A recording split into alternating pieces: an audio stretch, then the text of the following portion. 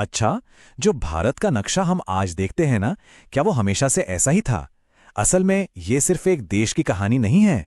ये तो जमीन के एक ऐसे टुकड़े की कहानी है जिसने करोड़ों साल का एक बहुत लंबा, अकेला और तूफानी सफर तय किया है। एक ऐसा महाकाव्य जो हमारे पत्थरों और पहाड़ों में लिखा हुआ है। सोचकर ही कितना अजीब लगता है ना? कि जिस जमीन पर हम आज खड़े हैं वो कभी दुनिया के किसी और ही कोने में हुआ करती थी। एक ऐसी जगह जो आज के नक्शे पर मौजूद ही नहीं है। और सुनिए, ये कोई छोटा मोटा सफर नहीं था। ये था पूरे 9,000 किलोमीटर का एक अकेला सफर। मतलब बस इसी एक आंकड़े से इस कहानी की विशालता का अंदाजा लगाया जा सकता है। एक ऐसी यात्रा जिसने ना सिर्फ एक उपमहाद्वीप को जन्म दिया, बल्कि पूरी दुनिया का चेहरा हमेशा हमेशा के लिए बदल कर रख दिया। तो सवाल ये उठता है कि ये सफर आखिर शुरू कहां से हुआ। इसके लिए हमें समय में बहुत बहुत पीछे जाना होगा, उस दौर में जब दुनिया में एक ही विशाल महाद्वीप हुआ करता था, जिसका नाम था गोंडवाना। तो गोंडवाना क्या था? समझिए, ये एक सुपर कॉन्टिनेंट था। मतलब आज जैसे अलग अलग महाद्वीप है ना, वैसे नहीं, बल्कि सब एक साथ एक ही विशाल जमीन के टुकड़े के तौर पर दक्षिणी गोलार्ध में फैले हुए थे। ये धरती का एक बिल्कुल ही अलग रूप था।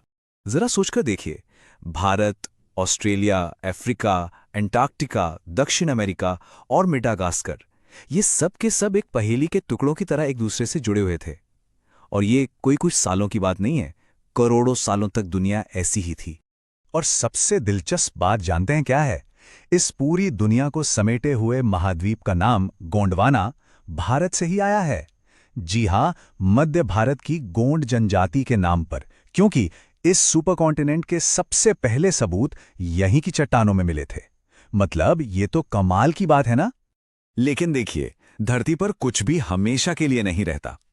करीब 18 करोड़ साल पहले जमीन के नीचे की जबरदस्त गर्मी और दबाव ने इस विशाल महाद्वीप को तोड़ना शुरू कर दिया। जैसे कांच पर दरारें पड़ जाते हैं ना, ठीक वैसे ही गोंडवाना टूटने लगा और भारत का वो टुकड़ा आजाद होकर अपने सफर पर निकल पड़ा। और यही वो पल था जब भारतीय प्लेट ने अपनी ऐतिहासिक यात्रा शुरू की। गोंडवाना से टूटने से लेकर फिर मेडागास्कर से अलग होने तक, रास्ते में एक धधकते ज्वालामुखी के ऊपर से गुजरने और आखिर में जाकर एशिया से टकराने तक, इस सफर के हर एक पड़ाव ने भारत की किस्मत को गढ़ा है। पर यह कोई शांत सफर नहीं था। नहीं, बिल्कुल नहीं। ये आग और लावा से भरा एक बेहद तूफानी सफर था। और रास्ते में हुए ज्वालामुखी विस्फोटों ने ही भारतीय उपमहाद्वीप को वो शक्ल दी जिसे हम आज पहचानते हैं। करीब 15 करोड़ साल पहले जमीन से निकले जबरदस्त लावा के बहाव ने भारत को मेडागास्कर से हमेशा के लिए अलग कर दिया। लेकिन इसी तबाही से एक अजूबा भी पैदा हुआ। यही लावा जब ठंडा होकर जमा तो इसने पश्चिमी घाट की शानदार पर्वत श्रृंखला बना दी। और देखिए, करोड़ों साल पहले हुई एक घटना का असर आज हमारी जिंदगी पर कैसे पड़ता है। आज भी जब अरब सागर से मॉनसून की हवाएं उठती हैं ना, तो यही पश्चिमी घाट एक दीवार की तरह उन्हें रोकते हैं और पूरे दक्षिण भारत को तर कर देने वाली बारिश बरसाते हैं। सफर अभी खत्म नहीं हुआ था। लगभग 6 करोड़ साल पहले जब भारतीय प्लेट रियूनियन हॉटस्पॉट नाम के एक महाज्वालामुखी के ठीक ऊपर से गुजरी, तो इतिहास का सबसे बड़ा लावा बहाव हुआ।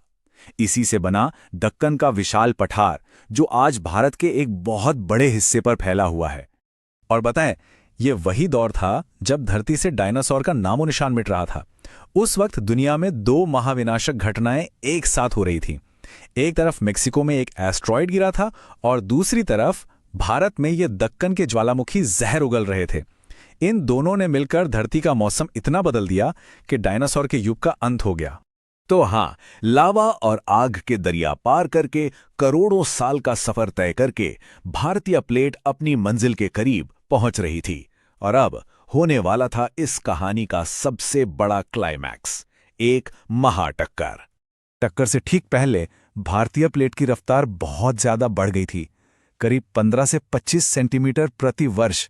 अब ये सुनने में शायद ज्यादा न लगे, लेकिन टेक्टोनिक प्लेट्स की दुनिया में ये किसी स्पोर्ट्स कार की रफ्तार मानी जाती है। मतलब ये बहुत बहुत तेज था। और फिर 5 करोड़ साल पहले 9,000 किलोमीटर का लंबा सफर तय करने के बाद ये तेज रफ्तार प्लेट सीधे यूरेशियन प्लेट से जा टकराई। इस जबरदस्त टक्कर की ताकत ने दो महाद्वीपों के किनारों को ऐसे सिकोड़ दिया जैसे कोई कागज को मरोड़ता है, और जमीन ऊपर और ऊपर उठती चली गई। और इसी से जन्म हुआ दुनिया की सबसे ऊंची पर्वत श्रृंखला का हिमालय। आज यही हिमालय 2400 किलोमीटर तक फैला है और 6 देशों की सरहदों को छूता है। ये सिर्फ पहाड़ नहीं है, ये उस महान टक्कर का जीता जागता सबूत है। तो अब इस पूरी कहानी को आज से जोड़कर देखते हैं। करोड़ों साल पहले हुई इन घटनाओं का आज के भारत पर क्या असर है? असर बहुत गहरा है और हम सबकी जिंदगी से जुड़ा हुआ है। क्योंकि हिमालय सिर्फ पत्थर और बर्फ का ढेर नहीं है। असल में वो भारत की जीवन रेखाएं हैं, वो जीवन देने वाली माँ की तरह हैं। उस महान टक्कर ने इन पहाड़ों को इतनी ऊंचाई दी कि यहां गिरने वाली बर्फ ग्लेशियर में बदल जाती है, और जब यही ग्लेशियर पिघलते हैं तो इनसे गंगा, यमुना, सिंधु और ब्रह्मपुत्र जैसी विशाल नदियां निकलती हैं, जो करोड़ों लोगों की प्यास बुझाती हैं और खेतों को सींचती हैं। इस कहानी का हर एक हिस्सा आज भी जिंदा है। हर पत्थर, हर नदी, हर पहाड़ उसी महाकाव्य का एक अध्याय है। ये एक ऐसी कहानी है जिसे धरती ने खुद करोड़ों सालों में लिखा है। तो आखिर में सवाल यही है कि जब हम इन पहाड़ों को देखते हैं या किसी नदी को बहते हुए महसूस करते हैं, तो क्या हम सिर्फ एक खूबसूरत नज़ारा देख रहे होते हैं, या फिर हम 20 करोड़ साल पुरानी एक कहानी के अंतिम पन्ने के गवाह बन रहे हैं? एक ऐसी कहानी जो आज भी लिखी जा रही है।